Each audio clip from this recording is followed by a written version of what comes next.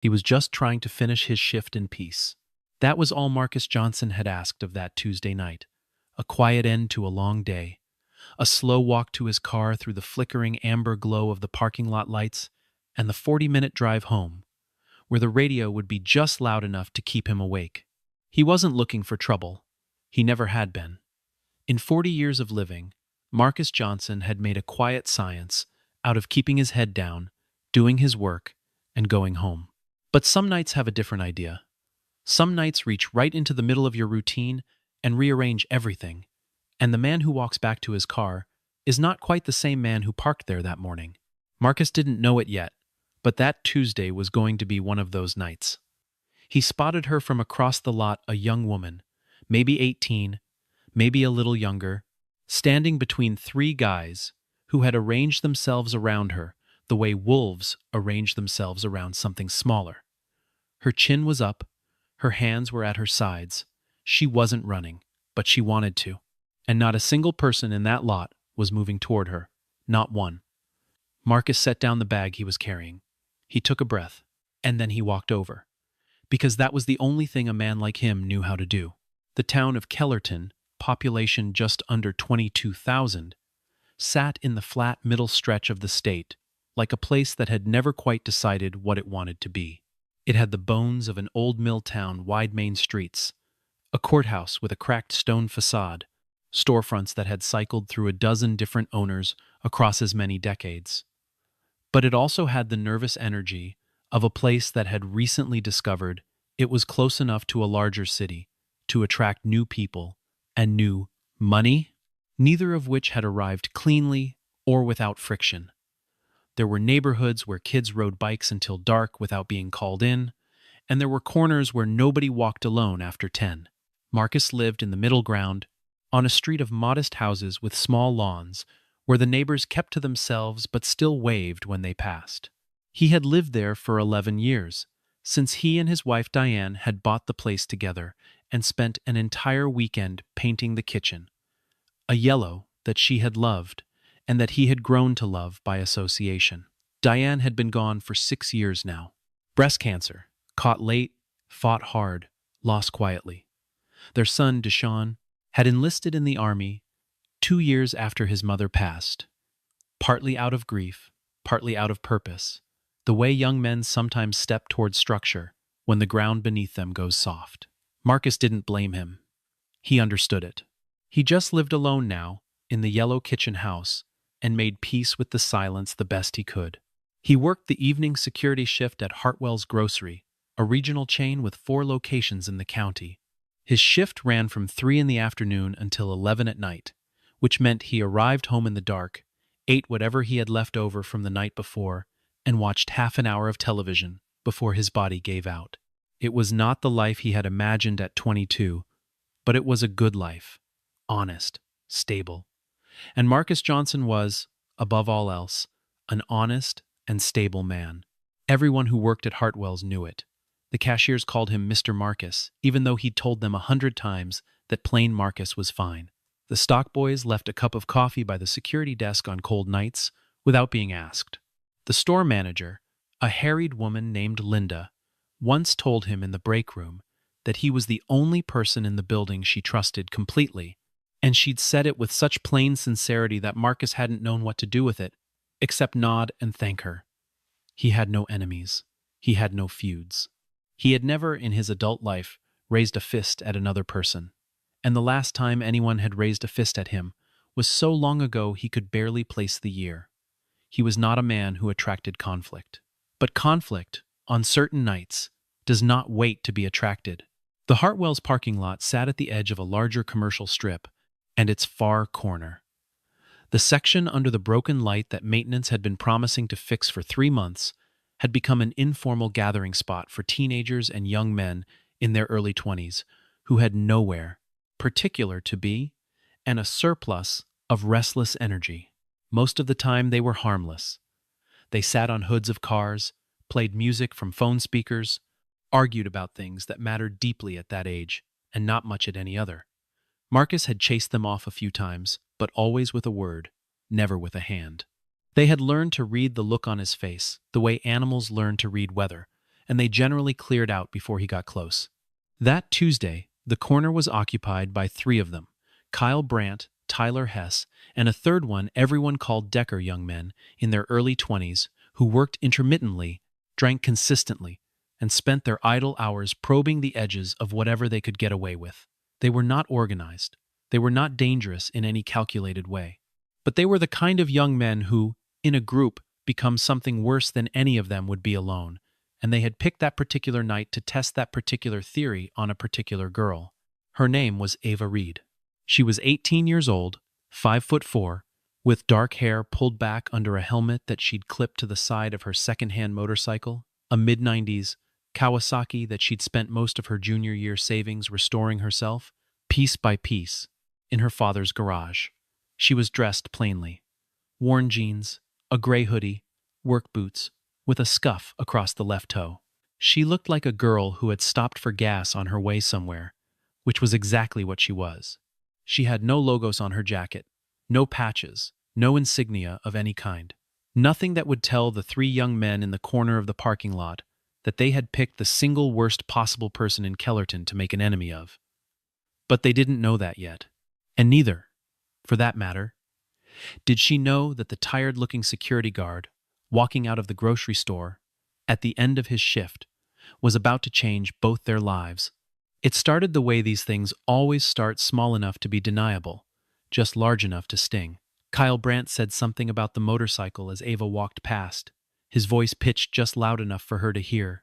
It was about the age of the bike, about the dents in the tank, about whether a girl like her knew what she was doing on something like that.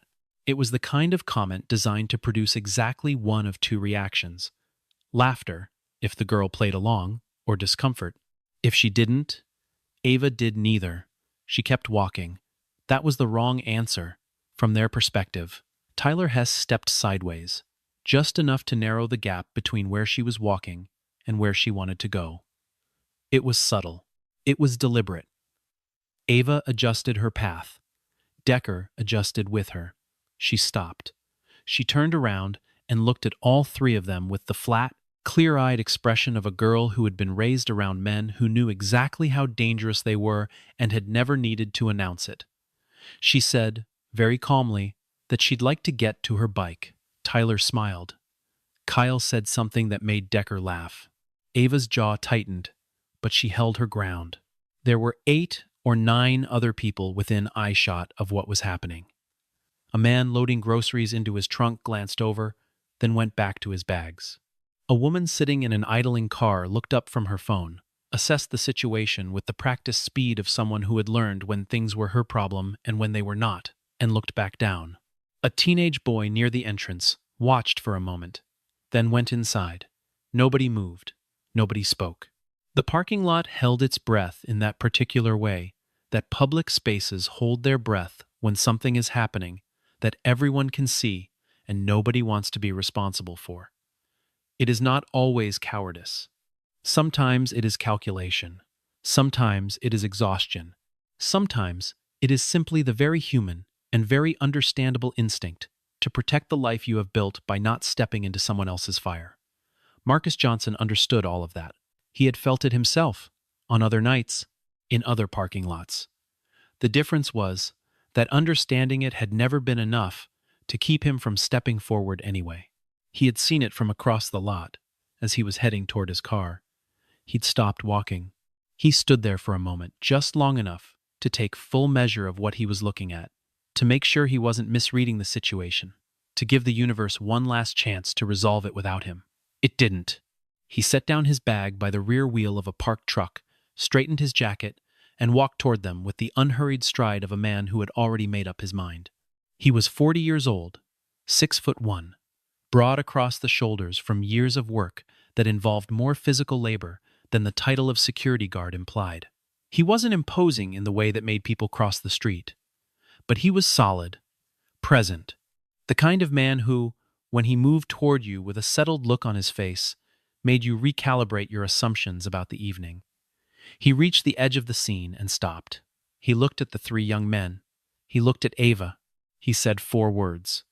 She said, "Let her pass." His voice was even, not loud, not threatening, It had the quality of a door being closed gently, but with complete finality, and everyone in the vicinity understood that the conversation was now structured differently than it had been 30 seconds ago. Kyle Brandt looked Marcus up and down, with the slow contempt of someone who had decided, in the first half-second of assessment, that this was not a man who needed to be taken seriously. He was wrong about that. But he was 23 years old and had not yet accumulated enough experience of being wrong to recognize what it felt like in real time. He said something about Marcus minding his own business. Tyler laughed. Decker leaned against Ava's motorcycle with the performance of ease that young men adopt when they want to communicate that they are not impressed, which is itself a form of being very much impressed. Marcus did not respond to the comment. He simply stepped between them and Ava. He moved carefully, deliberately, without aggression, positioning himself the way a man positions himself when he has committed to a thing and is no longer interested in discussing it. Behind him, he heard Ava exhale. Just once. Just slightly. It was the sound of a person who had been holding something in and had been given the first small reason to let it go. What happened next unfolded slowly, the way confrontations between overconfident youth and immovable patience tend to unfold. Kyle put a hand on Marcus's shoulder. Not a punch, not yet, but the kind of push that is designed to establish hierarchy. Marcus turned with the motion rather than against it, absorbing it without stumbling, which seemed to frustrate Kyle in a way that the shove had been intended to prevent. Tyler moved to Marcus's left. Decker said something sharp, something designed to provoke a swing. Marcus kept his hands at his sides. He was not going to throw the first punch. He was also not going to move. He had made a calculation quiet, automatic, the kind of calculation a man makes who has thought about what he is willing to be. And the calculation was that he would take what came before. He would leave that girl alone, in that parking lot. The three of them seemed to sense this, which made them angrier, because there is no more frustrating opponent than one who refuses to fight you on your terms. The push came. Marcus went back a step, caught himself, came forward again. His hands stayed at his sides. A second push. He absorbed it. The overhead camera, mounted at the corner of the Hartwell's building, was recording all of it, in low-resolution grainy color. The three young men, the woman, the security guard who stood and stood and stood and did not swing. Inside the store, the overnight stock clerk, a 19-year-old named Rashid, who had been watching through the glass doors, reached under the counter for the store phone and dialed. In the parking lot, two more people had stopped to watch a couple in their 50s who had come out to their car and now stood next to it in silence. The woman with her hand over her mouth, the man with his keys loose in his fist, and an expression on his face that suggested he was performing his own version of the same calculation Marcus had already completed. On the far side of the commercial strip, 3 blocks east, a black Harley-Davidson Road King was moving through the intersection. The rider of the Harley was a man named Davis, not his first name, which almost nobody used, but the name the club had given him 15 years ago, and which had since become the only name most people in Kellerton associated with his face. He rode with the easy, proprietary lean of a man who had been on motorcycles for 3 decades and had stopped noticing he was on one. He was heading north toward the club's garage on Fenwick Street when something at the periphery of his vision snagged his attention, a girl's motorcycle he recognized, and next to it, a situation that didn't look right. He slowed. He looked again. He pulled over. He sat on his bike for approximately 4 seconds, watching, and then he reached into his jacket pocket for his phone and made a call. The call lasted 11 seconds. The call contained 7 words. 6 of those words were, "Someone's messing with the boss's daughter." The 7th word was an address. Marcus did not know about the call. He did not know about Davis. He did not know that the 11-second phone call had set something in motion that would, within 40 minutes, bring 43 motorcycles down the main road of Kellerton in a procession that would wake dogs and rattle windows and cause residents across 4 blocks to assume, in the first confused moment of hearing it, that something catastrophic had occurred. He knew only the immediate situation, that 3 young men were in front of him, that the girl behind him was still there, that the police were on their way because he could hear the faint edge of a siren somewhere in the middle distance, and that he was going to stand exactly where he was standing until one of those things changed. He was tired. His feet hurt. He had worked 8 hours and wanted nothing more than his couch and the remote control and a bowl of whatever was left in the refrigerator. He stood anyway. The siren got louder. Kyle Brandt heard it at the same moment Marcus did, and something shifted in his posture, a subtle reorganization of bravado into calculation. He said something to Tyler. They stepped back. Not far, not with any concession of anything, but back. The three of them regrouped into the practiced indifference of young men who had decided, for the moment, that they were not doing anything worth explaining to a police officer. Ava stepped around Marcus, unclipped her helmet, and mounted her bike. She looked at Marcus once before she put the helmet on. It was a direct look, brief and clear, not gratitude exactly, because that word was too small for what was in it, but something that registered him as a person she intended to remember. Then the engine caught, and she was gone. The police arrived, took a statement from Marcus and from Rashid, and reviewed the parking lot footage. Kyle and the others had drifted off before the cruiser arrived. There was not, strictly speaking, enough on camera to constitute an actionable charge. Nobody had thrown a punch. Nobody had made an explicit threat that had been captured on audio. The officers were professional and thorough, and ultimately unable to do more than note the incident and tell Marcus they would follow up. He thanked them, retrieved his bag from beside the parked truck, and drove home. He ate cold rice and leftover chicken at the kitchen table, watched 20 minutes of the news without retaining any of it, and went to bed. He fell asleep faster than he expected to. He was, in the final analysis, a very tired man. He was still asleep when the first call came through on his phone at 7:15 the next morning. He ignored it. The second call came at 7:40, the third at 8. He finally answered the fourth, which was Linda, his manager, calling from Hartwell's. She told him, with a controlled urgency that told him she was working hard not to sound alarmed, that there had been a development. She told him that a video had been circulating online since early that morning, a video of the incident in the parking lot, but a version that Marcus had not seen, a version that had been edited in a way that made it look as though Marcus had approached 3 young men, unprovoked, and attempted to start a confrontation. She told him that the families of the young men were involved, and that one of those families had, she understood, some connection to the city council. She told him that Hartwell's corporate had received a complaint. She told him, in the careful language of someone who genuinely liked a person and was genuinely sorry for what she had to say, that she was going to have to place him on paid administrative suspension, pending a review of the incident. She told him she was sorry. He could hear that she meant it. Marcus sat on the edge of his bed, with the phone in his hand for a long time after the call ended. The room was quiet. The morning light came through the gap in the curtain in a long diagonal stripe that crossed the floor and reached the foot of the bed and stopped there. He had lived long enough to know that moments like this, moments of sudden, unearned injustice, were tests, not of your strength exactly, but of your character. Whether you responded with rage or with silence or with something in between said something about who you were, and he had always believed that who you were mattered more than what had happened to you. He sat with the weight of it. He made coffee. He did not call a lawyer, not yet. He did not call Deshawn, who was stationed overseas and had enough to deal with. He sat at the yellow kitchen table that Diane had loved and drank his coffee and waited for the next thing to happen. The next thing that happened arrived that evening at 8:47.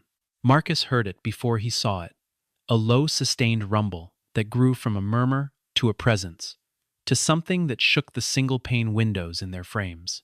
He stood at the kitchen table and looked out the window. Then he went to the front door and opened it. The street in front of his house had transformed. Motorcycles, Harley-Davidsons, most of them, with a handful of other American iron mixed in, were pulling up in a long, unhurried line that stretched from his driveway to the far end of the block. Their headlights cut bright channels through the dusk. Their engines idled with the patient rumble of something that had traveled a long way and was in no hurry. Neighbors had appeared on their porches. Curtains had moved. At least one person, old Mr. N, Fenwick, from 3 doors down, had turned on his porch light and was standing with his arms crossed in the posture of a man who was not going to let himself be frightened, but was also not entirely relaxed. There were 43 bikes by the time the last one pulled in. Marcus counted, later. At the time, he simply stood in his doorway and looked. The man who dismounted first was not young. He was in his early 60s, perhaps a year or two past, with the weathered, functional physicality of someone who had spent his adult life in physical labor and outdoor air, and had never stopped moving long enough to lose it. He was not tall, but he carried himself in the way that men of great authority carry themselves, with a stillness at the center that made the space around him seem to organize in relation to it. His hair was silver, cut short. His beard was darker silver, close-trimmed, neat.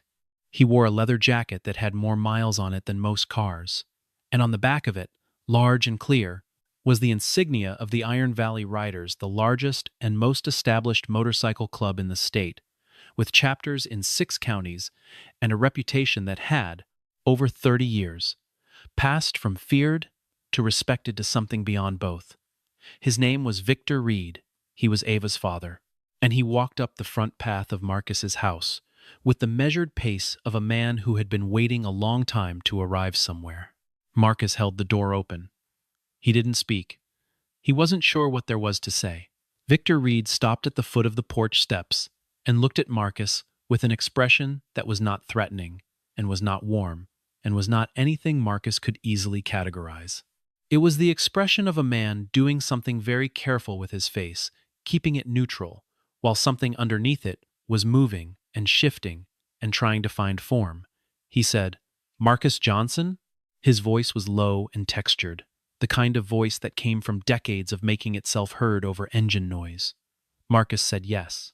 Victor nodded. One of the bikers behind him said something quiet to another. Victor didn't turn around. His eyes stayed on Marcus. He said, "My name is Victor Reed. My daughter told me what you did last night." A pause. Then, "I'm glad she was right about you." Marcus didn't know what to do with that. He said, "Is she all right?" Victor's expression did something then. A small movement at the corner of his eyes, quick enough that most people wouldn't have caught it. He said, "She's fine. Because of you." The street was very quiet for the number of people on it.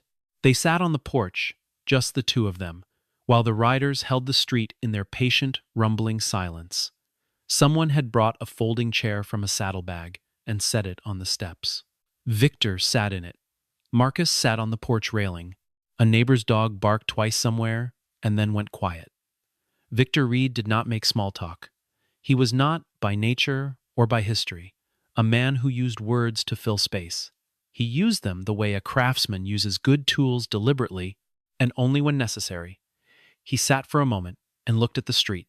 Then he turned to Marcus and he said, 22 years ago, do you remember the accident on Route 12? The old stretch past the grain elevators?" Marcus was quiet for a moment. He said, "The car fire." Victor said, "Yes." Marcus said, "I remember."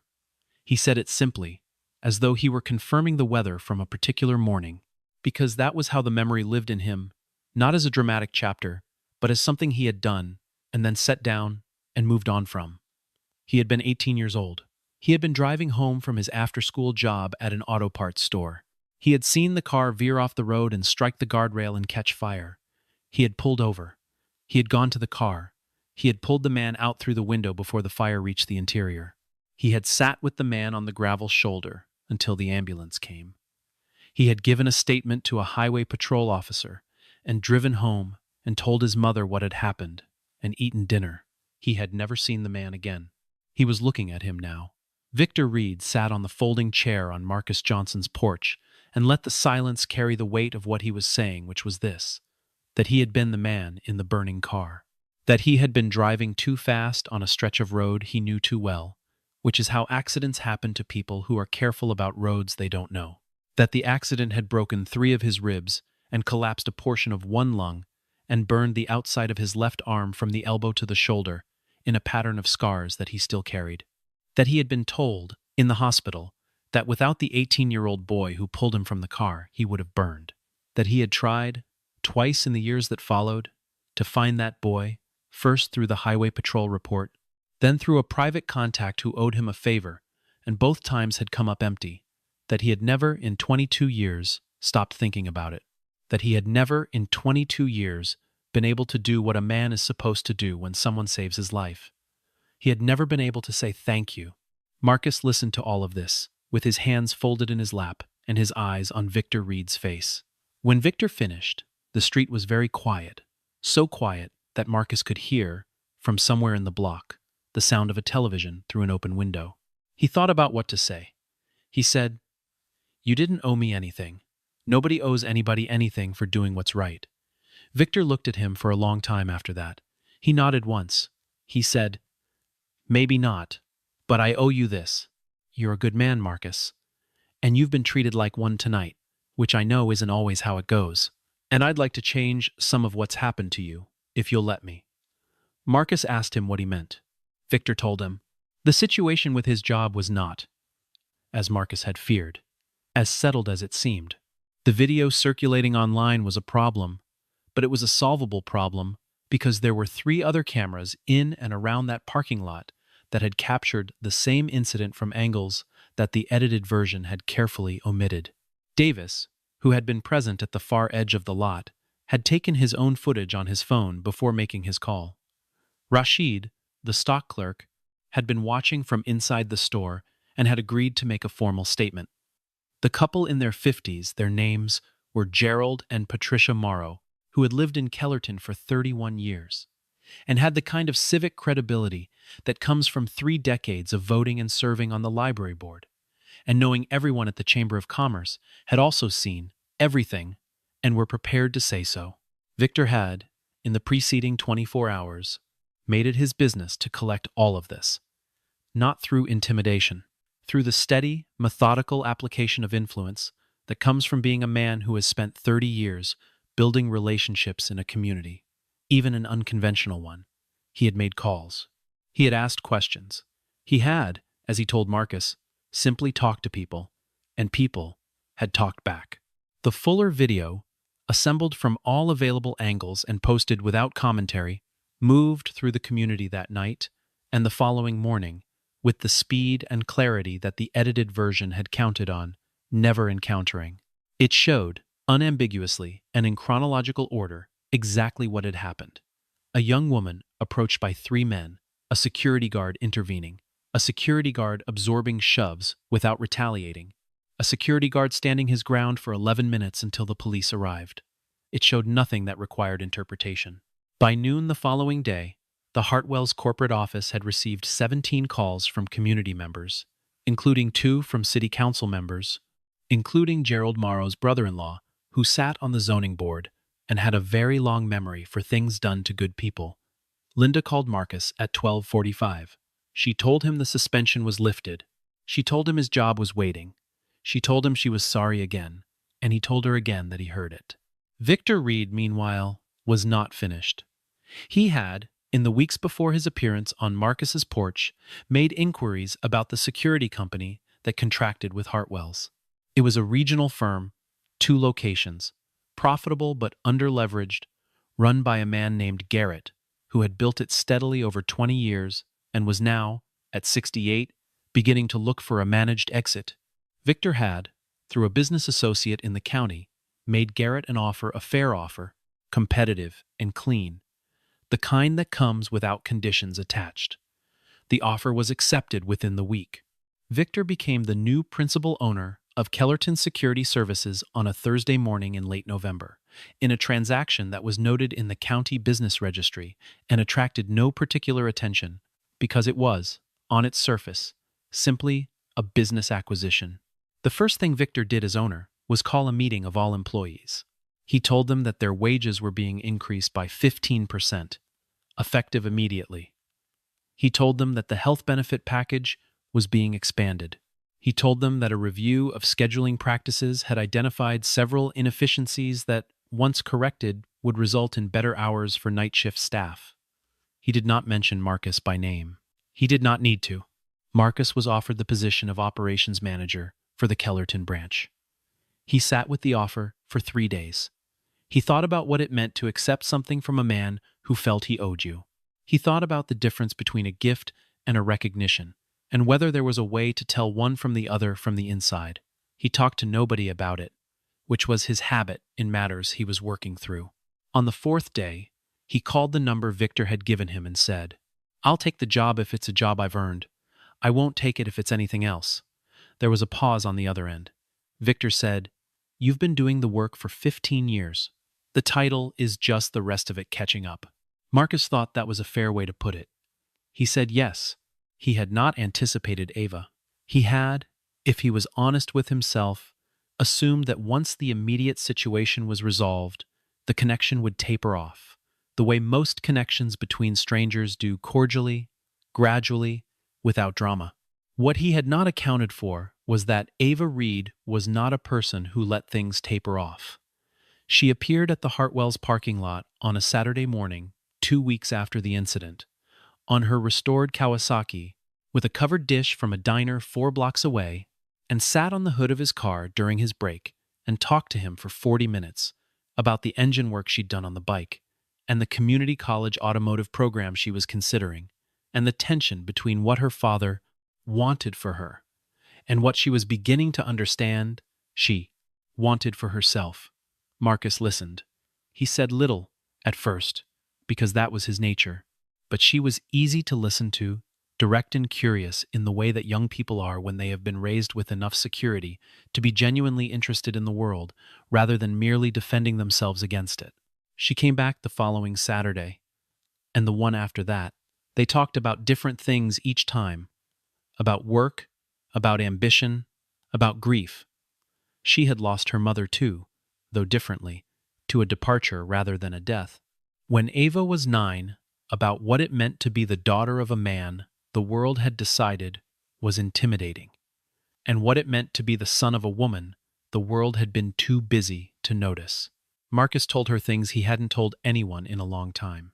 Not because she asked the right questions, though she often did, but because she listened the way some people listen, with her whole attention, without fidgeting toward the next thing she was going to say, with the same quality of patience that he had spent 40 years practicing and that she, somehow, had arrived at naturally. He told her once, on a cold morning, when their breath fogged in front of them and the coffee had gone lukewarm, that her father had raised her well. She laughed. She said, "Tell him that. He thinks I need more work." Marcus said, "Tell him yourself. He's easier to talk to than he looks." She said, "You're the only person who has ever said that out loud." Marcus thought about that. He said, "Maybe you're the only person who has given him the chance." Victor came by the office twice in the first month after the acquisition, once to review operational reports, once to meet with the night shift supervisors. Both times, he stopped at Marcus's desk and said a few words, professional and brief. On the third visit, he brought coffee, unprompted. The way people bring coffee when they are working out how to be something other than what a transaction made them. He and Marcus began to talk, slowly, with the careful and deliberate quality of two men who had come to trust each other through a single extraordinary moment rather than through ordinary time, and who understood that trust built that way needed to be confirmed by smaller things in order to last. They were different in almost every way that two people can be different: in background, in reputation, in the way the world had chosen to see them. They were alike in the ways that turned out to matter: in directness, in stubbornness about what they believed was right, in the particular solitude that comes from having built your life around someone who is no longer in it. 3 months after the incident, Kyle Brandt, Tyler Hess, and Decker made a significant miscalculation. Having watched the situation resolve in what they considered an unsatisfying direction, meaning that Marcus had not been fired, the video they'd circulated had been discredited, and the general community response had been the opposite of what they'd intended, they decided, in the particular logic of people who believe that persistence compensates for poor judgment, that they would try again. They began spreading a different story, this one whispered, rather than posted. That Marcus had connections to the Iron Valley Riders, that he was acting as some kind of go-between for the club, that the whole situation had been orchestrated. It was not a coherent story. It did not need to be. It needed only to create enough ambient confusion to rehabilitate their version of events. It found some purchase in certain corners of the town, among people who were already inclined to distrust either Marcus or the club, and for approximately 3 weeks, it seemed to be working in the small ways that bad stories work when nobody bothers to examine them. What ended it was not dramatic. Patricia Morrow, who had never once in 31 years of community involvement kept quiet about something she had directly witnessed, wrote a letter to the Kellerton Courier. It was 4 paragraphs long. It recounted, in the clear and measured prose of a woman who had spent 2 decades chairing library committees, exactly what she and her husband had seen in the Hartwell's parking lot on a Tuesday evening in October. It named no one by name. It drew no broad conclusions. It simply described one man standing between a frightened girl and 3 young men who had no intention of letting her go, and it ended with a sentence that the editor of the Courier decided, correctly, deserved the front page of the local section. In 31 years of living in this town, I have seen a great many things, and I can tell you that what I saw in that parking lot was not a man looking for trouble. It was a man who didn't look away when everyone else did. Below the letter, in a sidebar, was Gerald Morrow's confirmation that he had also been present and had observed the same. By the following Wednesday, the circulation of the other story had stopped, not with a confrontation, with a fact. Victor Reed, when he heard about the letter, called Patricia Morrow personally. He thanked her. She told him that she hadn't written it for him, or for the club, or for any reason other than that it had needed to be written. He said he understood that. He told her it had taken a kind of courage that people underestimated. She said, "Mr. Reed, I'm 63 years old, and I've been on the library board since before you moved to this county. The only thing left to be scared of is not saying what needs to be said." He laughed. It was, by the accounts of the 3 writers who happened to be in the room at the time, a full and genuine laugh, the kind that surprised the person producing it. He told her she was welcome at any club event she cared to attend. She told him she might take him up on that, if they promised not to rev the engines past 10 at night. He said he would see what he could do. A year later, on a Saturday in early November, the Kellerton Community Foundation held its annual Civic Honors Dinner at the Old Grange Hall on the edge of town.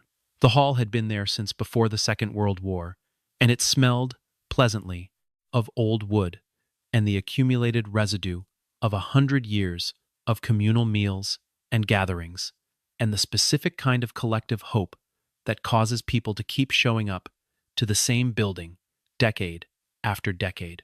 The room held 300 people that night. It was full.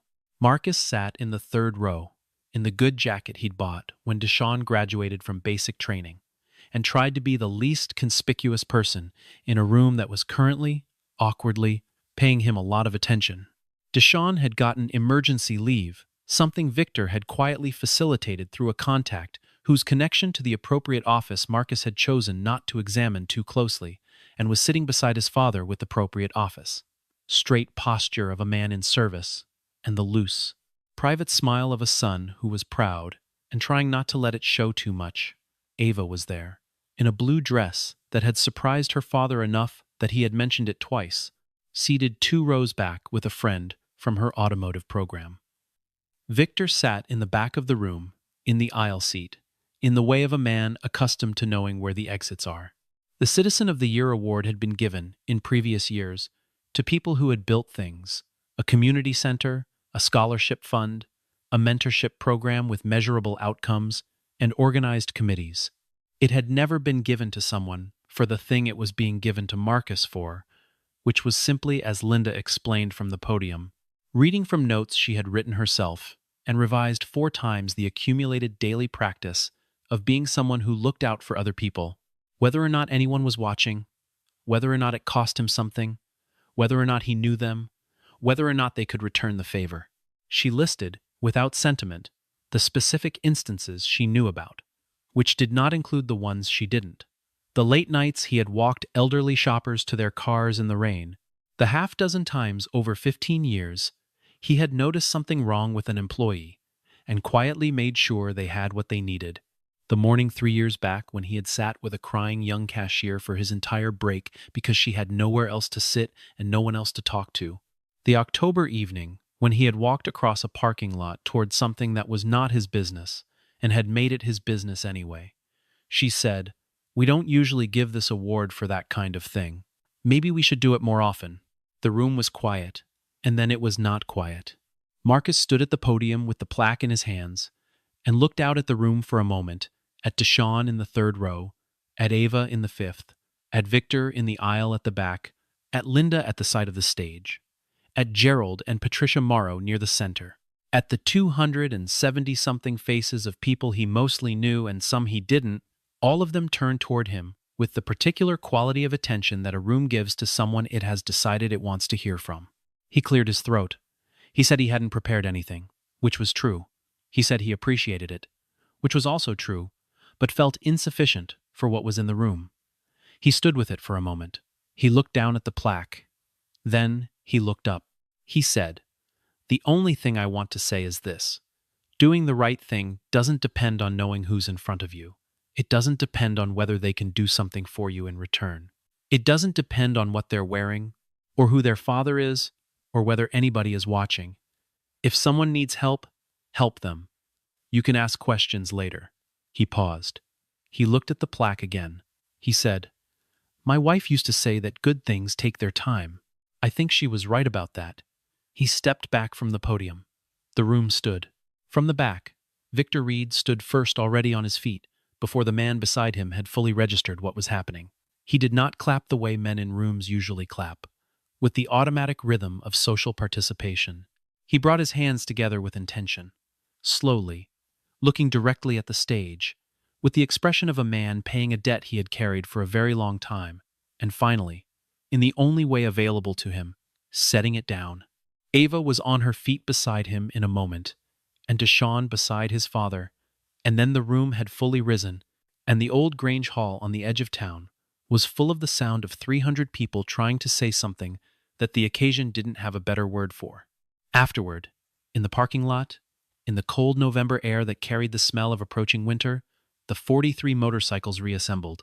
They had arrived in convoy, and they left the same way, pulling out in a long, slow procession that moved through the lamp-lit streets of Kellerton with the steady, deliberate rhythm of something that was neither a parade nor a protest, but partook of both. Marcus stood outside the hall, with Deshawn beside him, and watched them go. The sound of the engines filled the street, and then moved away, and then came back, as an echo off the buildings, on the far side of the square, and then faded to a murmur, and then to nothing. Deshawn had his arm around his father's shoulders. Marcus stood with the plaque under his arm, and his hands in his pockets, and his face turned toward the space the motorcycles had left in the air. The sky to the west still held the last thin band of color orange below, then rose, then the deep blue of early evening, and beneath it, the square was quiet, in the way that places are quiet, after something important has passed through them. A good man is not often easy to recognize in real time. He rarely announces himself. He rarely accumulates the kind of visible evidence that causes communities to pause and take stock. He simply shows up, day after day, in the ordinary places where ordinary life requires a choice, and he makes the same choice each time, with the patience and the stubbornness and the quiet resolve of someone who has decided, long ago and without fanfare, who he is going to be. The world takes its time acknowledging these men. It moves slowly, and it forgets easily, and it is often distracted by louder things. But kindness, the real kind, the kind that costs something and expects nothing, does not disappear. It accumulates. It waits. It travels, sometimes, across 22 years and a burning car and a parking lot and a long line of motorcycles in the dusk, until it arrives, exactly when it is needed, at exactly the door it was always headed for. Marcus Johnson didn't know that. On the October evening, he set down his bag and walked across a parking lot toward a girl who needed someone to walk toward her. He didn't need to know it. He just walked. That, in the end, was the whole of it.